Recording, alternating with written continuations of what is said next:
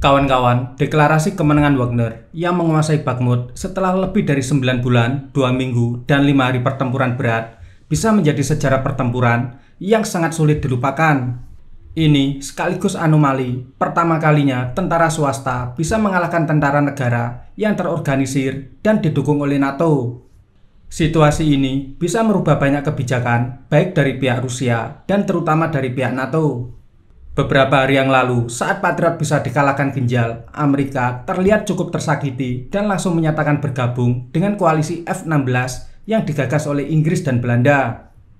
Kemenangan Wagner yang menjadi ujung tombak serangan Bakhmut bisa merubah pola doktrin pertempuran NATO di masa depan, termasuk arah dukungan ke Ukraina. Bagaimana Wagner, sebuah organisasi tentara swasta, bisa memegang kunci pertempuran yang melampaui negara?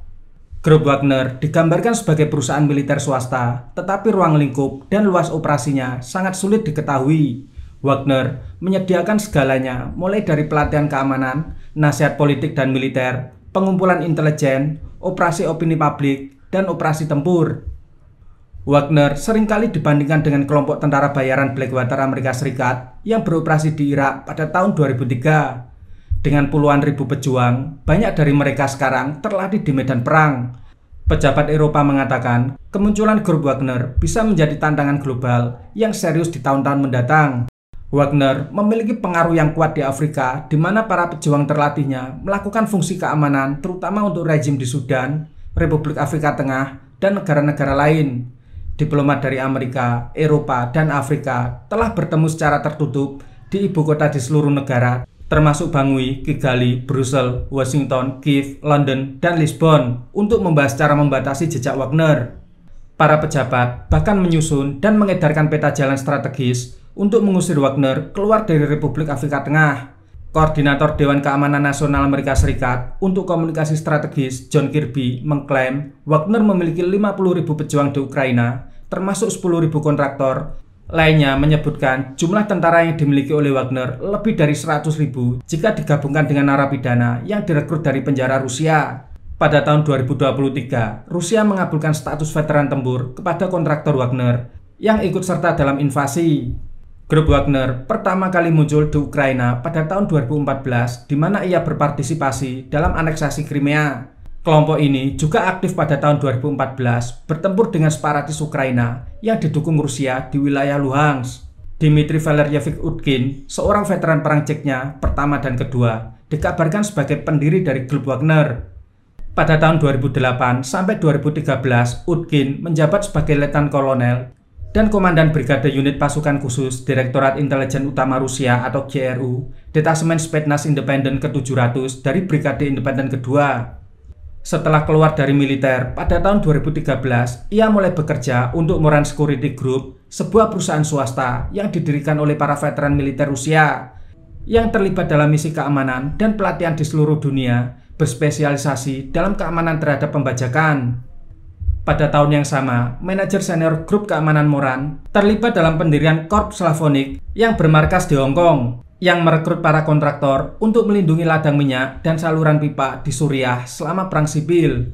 Pada tahun 2021, laporan kebijakan luar negeri mencatat asal-usul nama Wagner tidak diketahui. Yang lain mengatakan nama grup tersebut berasal dari tanda panggilan Utkin sendiri, yaitu Wagner, karena menggemari komposer Jerman Richard Wagner.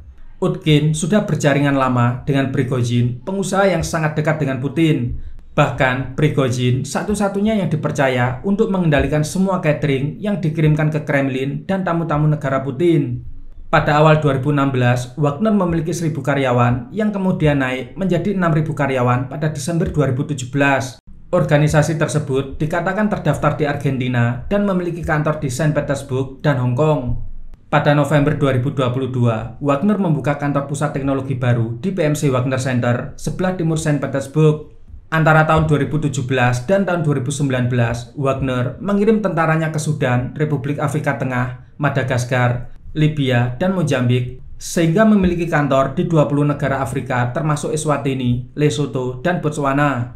Pada awal tahun 2022, Eric Prince, pendiri perusahaan militer swasta Blackwater, berusaha memberikan layanan militer kepada grup Wagner dalam operasinya di Libya dan Mozambik, menurut investigasi dari media Intersepsi. Wagner melatih personilnya di fasilitas MOD Rusia, Molkino, dekat desa terpencil Molkin di Krasnodar Krai. Tetapi Wagner mengklaim barak di pangkalan tersebut secara resmi tidak terkait dengan Kementerian Pertahanan Rusia. Ketika rekrutan Wagner baru tiba di kamp pelatihan, mereka tidak lagi diizinkan menggunakan layanan jejaring sosial dan sumber daya internet lain.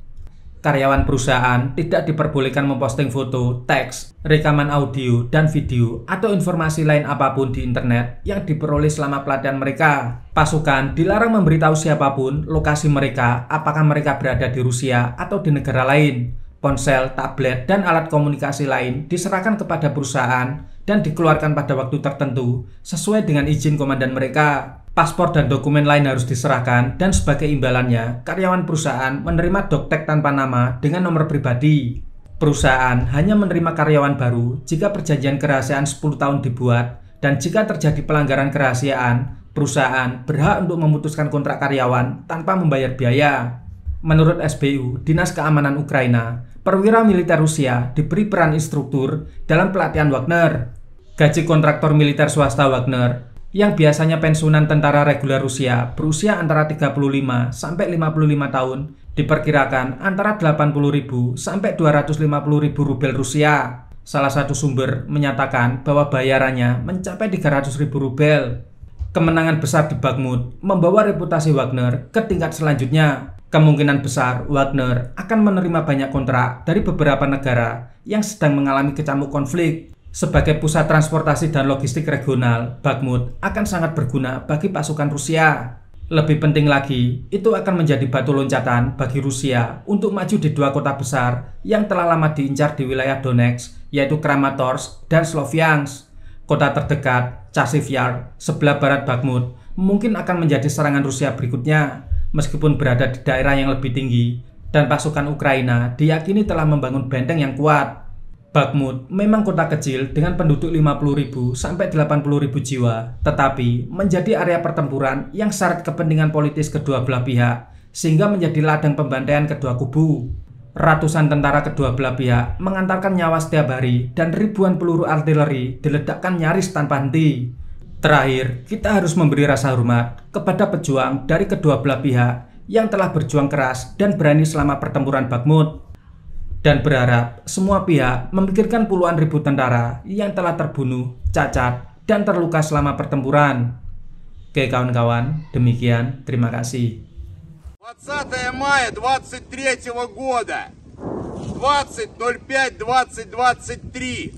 Сегодня пополудня в 12 часов полностью был взят Бахмут. Последний участок, так называемой многоэтажки самолета. 224 дня длилась операция по взятию Бахмута, Бахмутская мясорубка. Началась 8 октября